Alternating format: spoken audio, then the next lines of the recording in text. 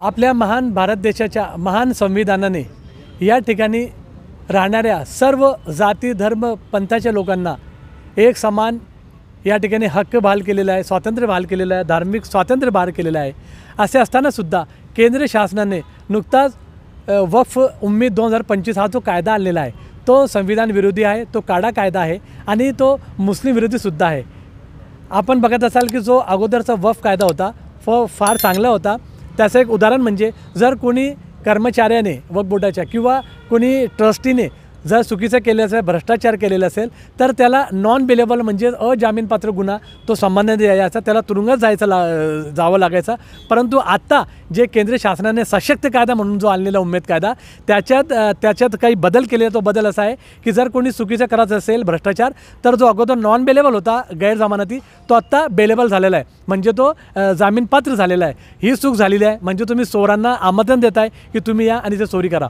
आणि त्याचप्रमाणे आम्ही आपल्या चॅनलच्या माध्यमातून या ठिकाणी एक गोष्ट नमूद करू इच्छितो की वक्फ आणि वक्फ बोर्ड या दोन वेगवेगळ्या भिन्न गोष्टी आहेत।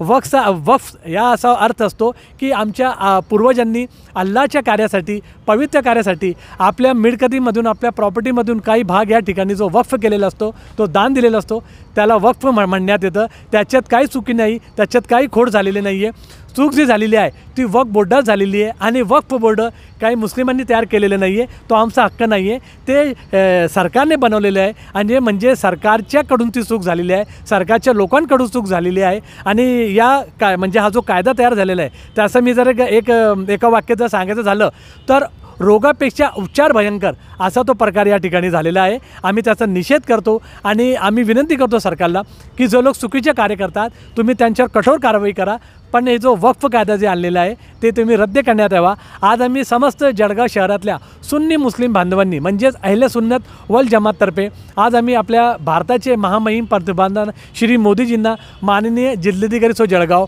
यांच्यामार्फत एक निवेदन पाठवलेलं आहे। त्यात आम्ही मागणी केलेली आहे की हा संविधान विरोधी हा काळा कायदा, हा जो वक्फ कायदा आहे तो लवकरात लवकर परत घेण्यात यावा। जय हिंद, जय भारत।